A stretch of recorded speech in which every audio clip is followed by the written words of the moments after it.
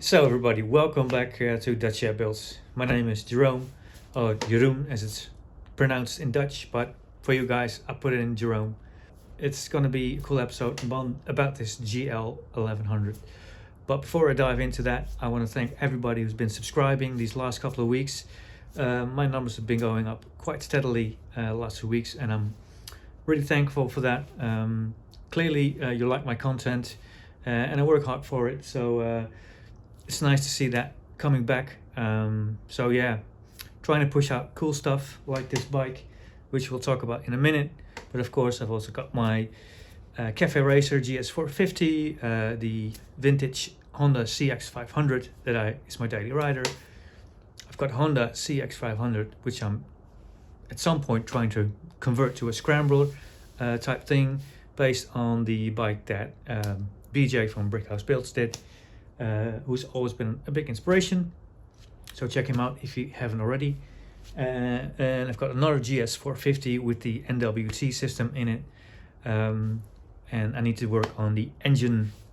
Episodes on that are coming soon, I hope. But for now, I just want to thank everybody who's been subscribing. It's been absolutely cool to see that. And I really enjoy the fact that you're clearly liking the content. So please subscribe if you haven't already. Hit the bell and get notified on all the things that I do. I'm trying to improve as much as I can, like I did with the light. You saw it in my last video. If you haven't already, I've installed some new lights here to get better light, better videos, and I think it's really working. The black is black and it's not sparkly. At least it shouldn't be. So that's pretty cool. Parts of these videos will still not have this good light, so you'll be able to see the difference quite clearly. And I got a advice from somebody about the audio. Sometimes it's not really clear, so I've invested in a small microphone. Lots of money and lots of stuff. It's not here yet, so that should be coming in pretty soon, so that my audio will be more consistent over all the videos. So that's coming, but improving as we go, and thank you for so far. For now, we're gonna focus on getting away with the immobilizer, getting the spark units to the coils to work, give spark. Look at the spark units, because they will give an issue. I'll show you that already. That's going to be this video, so we're going to start off light, because after that the heavy stuff is coming. Start the video. So with a lot of elbow grease, look at that thing shine. That's like a transformation. Look at it. Oh. This is really bad, but all the other parts, look at it. The exhaust, it's almost brand new. Almost. Now, this should be the air filter, and as you can see, and this has been all over the bike. Mice have been in here, so I need to take that out and see what they've been nibbling on. There's a relay here for, relay. Reg. Oh, it's peanuts. Look. Something to go peanut in here. I'm just eyeballing the wiring. Now this thing is not original, because that is something to do with that alarm over here. So it's these loose wires, and as you can see, this one's completely shot, but they are not original, and I just need to figure out what they do or not do. That's a relay, so I guess there's a hot wire over here. It goes to the coils. There you go. So I guess if you switch that, and this relay does or does not work, and it shuts off one of the coils, at least one of them. So we could work our way around that, I guess. Right, here it goes. It's probably the other one. Yeah, I guess so. That should go over here.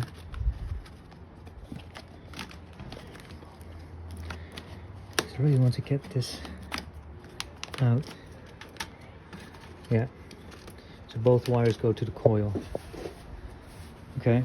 Alright, we'll have to figure that out a bit later.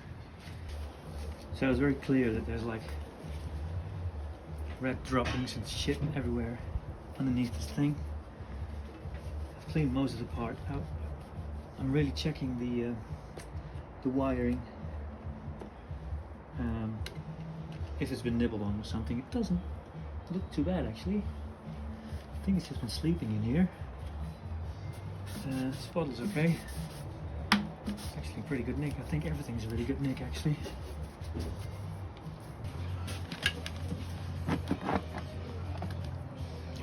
Oh, holy shit.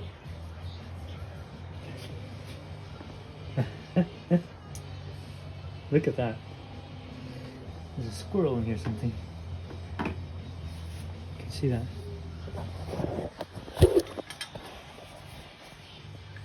Peanuts and nuts.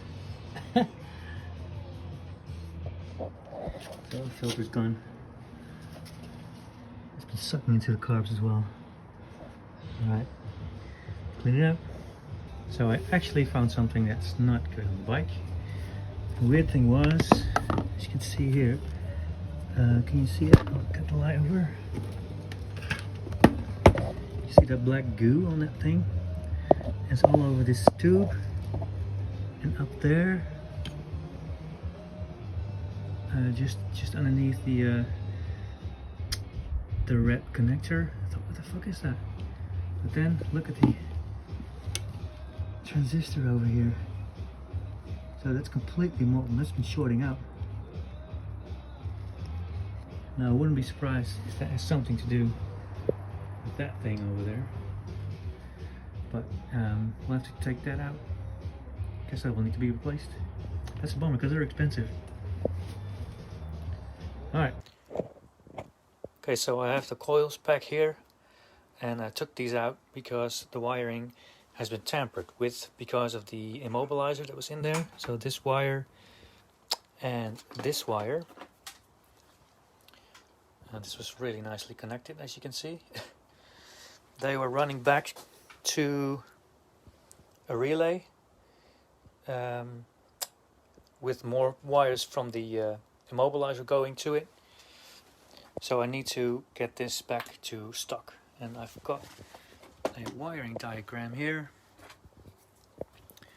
And what I'm looking for, this is the plug, I think.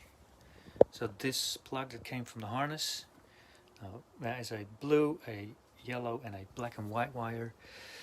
So that's this over here. The yellow, black and white and the blue. There you see the yellow one. The blue one is over here, so that's this wire. Then we've got these black and whites. If I follow the diagram, from the switch goes to this resistor. Where is it? Where is that resistor thingy? I think that's this. Not really sure, but it's like a different thing. Okay, so I thought it was this resistor, but this is just a connector. It's nothing special. Took away the plastic. You can actually see the original wire here. Nothing's been tampered with, so I think I'm just gonna remove this and just put this back. I may just clean up these connections before I put it back, put some tape back on this, but I am still wondering what that is. Looks like a resistor or something. I can't really read it. It says resistor 1982. Oh, that's it. It says 1982 model only. I can read it now on my phone. Okay, so then that's the immobilizer out. That was easier than I thought. Okay, so that's all wired up again. Two blacks here, blue, yellow, and the black there. And that goes back into the wiring harness. Yeah. And I use this stuff. It's like cotton stuff. It sticks really well, but it's also easy to remove. So, alright. Can't go out with a wiring diagram. Okay, so it's back in. looking all nice and clean. And let's move on and do the ignition thingies, which I've cleaned out completely from all the black gunk that was coming out of them. So these are the MPS 200s. You can get them new and they're like 75 euros each, and second-hand they're not a lot cheaper. So this is what they look like when all the black stuff is out of them, because there's a resin normally here, and somehow they got hot, both of them. The resin melted, it was all over the wire, it was all inside the tube that was over this, it was all over the bike. So I removed it. I used just fuel, old fuel, and I just scraped it out and used the brush and stuff very carefully, and now they're clean. So now I need to put in a new resin. Let's see if that works, because I didn't want to spend too much money on this, because otherwise I might as well buy new ones, because they do still work. I've tested them and I still get spark. Now, they may fail at some point and then I'll have to buy new ones, but it's well worth a try, because this is the resin I'm going to use, and they usually use this for electrical connections in the ground. So I'm hoping it will last with higher temperatures. We'll know quick enough.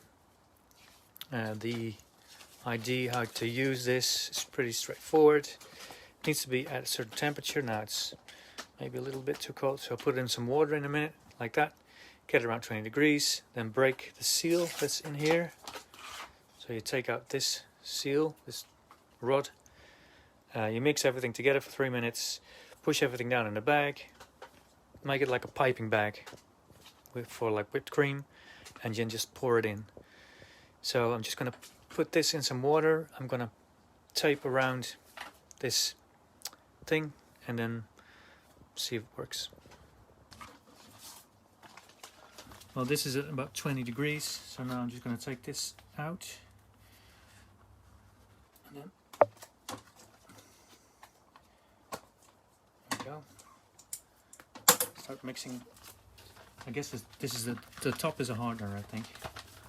Now the reason they melted could be, what I think happened is the bad battery and a jump box, and that the guy I bought it from, because I wanted to know if the engine would turn over before I came over, because I had to drive 400 kilometers. He was nice enough to test it for me, so I think they probably fried it with the jump box and the bad battery that was in the bike, because that could be a reason. He never got it running properly, so I don't think the regulator rectifier is the problem, but we'll know soon enough. As soon as the bike runs, we'll have to measure it, see what kind of voltage it gives, and then we'll know whether or not we need to replace it. Could be a bad connection, maybe a coil or something. Yeah, probably that, but my guess is a bad battery and a jump box. And I think it wasn't me and my friend trying to start it.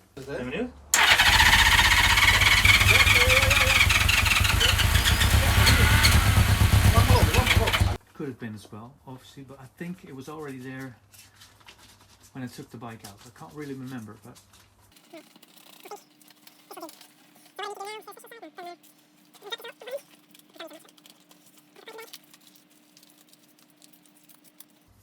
not too much pressure. As soon as I cut this off, it'll ooze out probably, so I need something to throw it into. Now let's see. Again, I've never done this, so we'll see how fast this goes. There it is. Really oozy.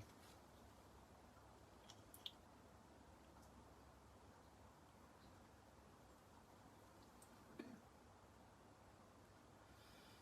It's pretty hard to pour, but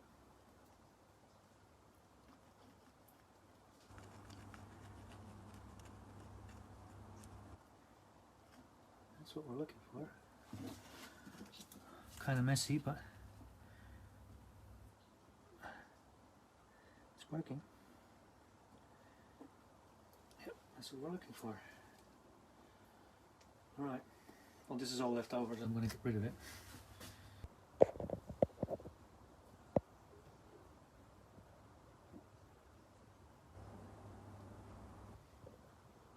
The next day. We are 12 hours further, and this is how it came out. Now it's still a bit sticky, so I'm not really confident if it's gonna last, especially if it gets warm. But just unwrap this one.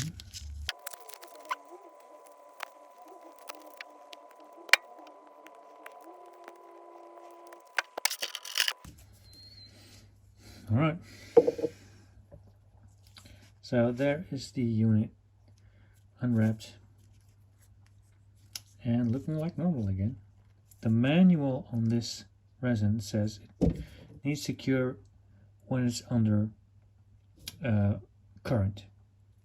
So I think this may actually harden more as soon as the engine starts running. So there's nothing I can do about it now. I'm just gonna wrap this in some tape as well as the other one, and they're done. So I think it actually went pretty well. Eventually.